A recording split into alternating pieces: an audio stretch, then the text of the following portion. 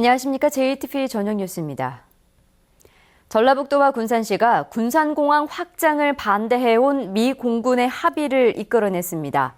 군산공항에 국제선이 운항할 가능성이 높아져 새만금 활성화에도 도움이 예상됩니다. 김진형 기자의 보도입니다.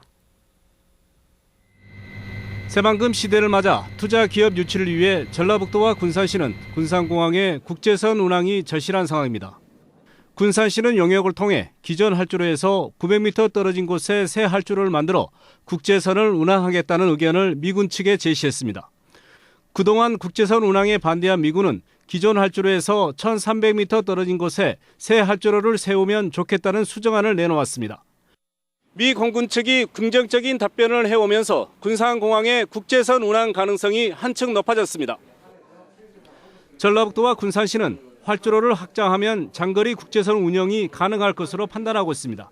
군장 인입철도와 연계하면 접근성도 확보할 수 있을 것으로 보고 있습니다. 전라북도와 군산시는 용역 결과와 미군 측의 답변을 근거로 국토부에서 추진하는 제5차 공항 중장기 개발 계획에 반영해 예산을 확보한다는 방침입니다. 국토부에서 시행하는 5차 중장기 공항 개발 계획, 거기에 반영되는 것이 선결 과제입니다. 그 뒤에 이제 그 구체적인 어떤 실천 계획이라든가 군산공항 확장을 계기로 전라북도에 국제공항이 탄생할지 도민들의 기대와 관심이 커지고 있습니다. JTBC 뉴스 김진형입니다.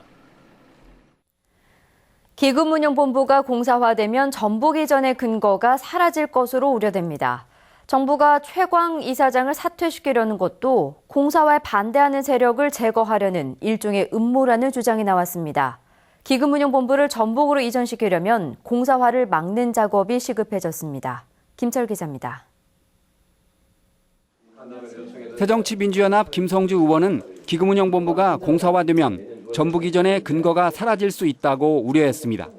현재 기금운용본부는 국민연금공단 산하기관이라 공공기관 지방 이전에 따른 혁신도시 건설특별법에 따라 전북 혁신도시로 이전해야 합니다.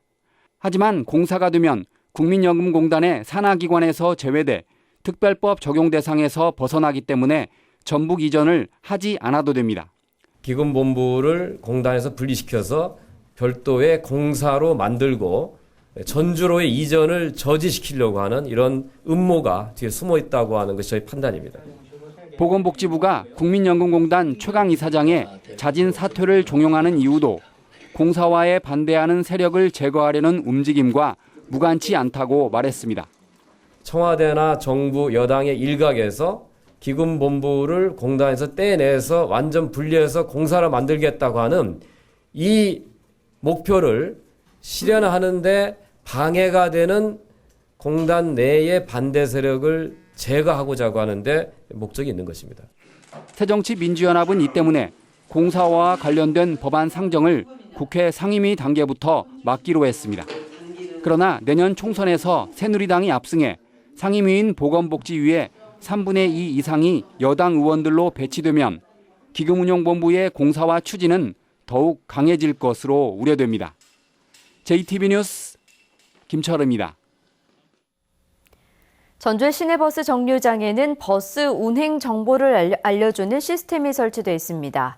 하지만 10년 넘게 정확도 평가 기준이 없어 시민 신뢰도가 엇갈리고 설치율도 3분의 1에 그치고 있습니다. 권대성 기자입니다. 지난 2003년부터 시내버스 정류장에 설치한 버스 도착 정보 단말기입니다.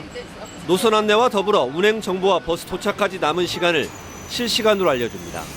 하지만 정확도에 대한 시민 반응은 엇갈립니다.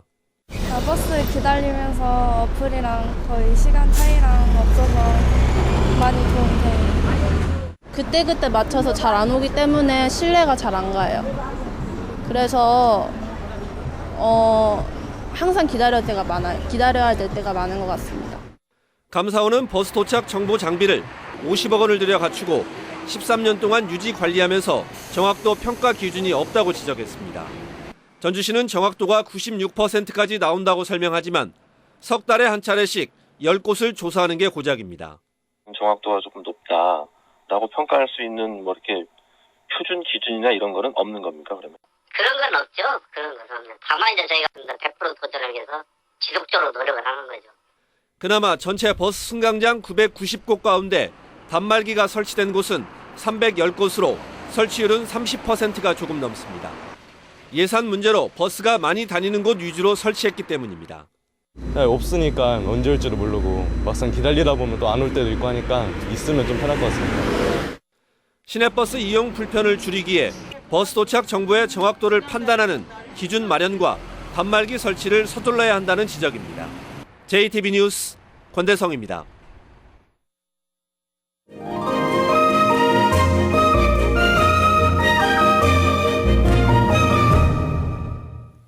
세계 무형유산을 영상으로 만날 수 있는 영상 페스티벌이 열립니다.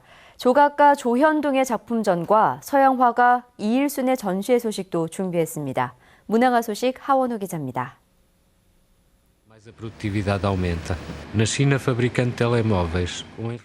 개막작 섬의 노래는 포르투갈의 작은 항구에서 전통적인 방식으로 물고기를 잡는 젊은 어부들의 삶을 담았습니다.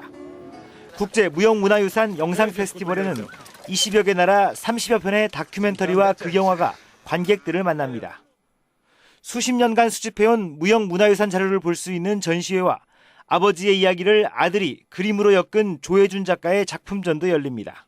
무형유산에 대한 인식을 확장시키기 위해서 영화 감독이라든가 문화예술가들 이런 분들에 의해서 만들어진 무형유산을 좀 볼 수 있도록 소소한 일상이 모여 역사를 이루듯 수백 개의 나무 조각이 누군가의 삶을 기록한 비석처럼 느껴집니다. 단단한 대리석 위에 새겨진 날카로운 선들은 세월이 긋고 간 상처를 보여줍니다.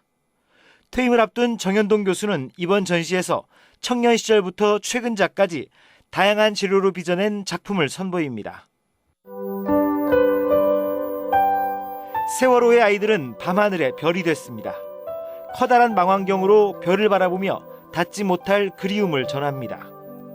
물방울 같은 나무숲으로 떠난 여행, 작가는 새와 책, 접혀진 우산을 통해 위로와 치유, 희망의 의미를 담아냈습니다. JTB 뉴스 하원호입니다. 태조어진 봉안 행렬 재현 행사가 내일 오후에 열립니다. 1688년에 태조어진을 모사하기 위해 서울로 가져갔다가 다시 전주로 가져오는 과정을 재현하는 내일 행사에는 시민 등 400여 명이 참여할 예정입니다. 이에 따라 내일 오후 3시부터 1시간가량 시청 앞 광장에서 경기전까지 8달로 구간에서 차량 통행이 제한됩니다. 전북은 오늘 낮 기온이 22도 안팎에 머물렀습니다. 사흘째 이어진 미세먼지와 초미세먼지 주의보는 오늘 낮 해제됐습니다. 주말인 내일은 구름이 많다가 오후에 점차 맑아지겠습니다. 아침 최저 기온은 11도에서 14도, 낮 최고 기온은 20도에서 22도로 오늘과 비슷하겠습니다. 일요일인 모레는 맑은 날씨 속에 낮 기온이 23도 안팎까지 오르겠습니다. 전주기상지청은 미세먼지 주의보는 해제됐지만 비가 예보된 다음 주 화요일까지는 미세먼지 농도가 높겠다며 주의를 당부했습니다. JTB 저녁 뉴스를 마칩니다. 고맙습니다.